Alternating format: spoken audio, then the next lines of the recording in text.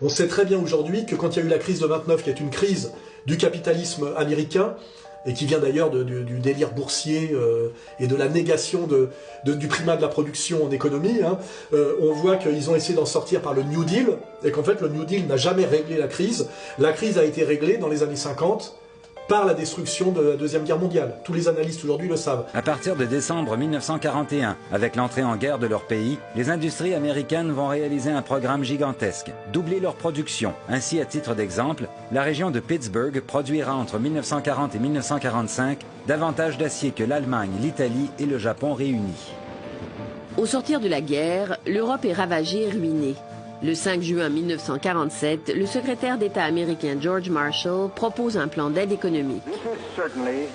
Ce plan n'est pas celui d'un pays qui chercherait indûment à contrôler ou à influencer des pays étrangers. Dans certaines parties du monde, il y a plus d'affrontements maintenant qu'il n'y en a eu pendant la guerre, vous le savez. La situation politique est instable.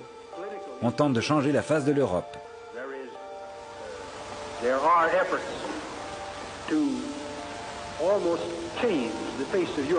En avril 1948, le président des États-Unis, Harry Truman, accepte officiellement le plan d'aide proposé par George Marshall. Le gouvernement américain avait deux raisons motivant cette action. Inquiet des progrès du communisme en Europe, il établit qu'un tel bilan empêcherait probablement que des pays comme la France ne deviennent communistes, en y facilitant, de même qu'en Allemagne, la renaissance économique.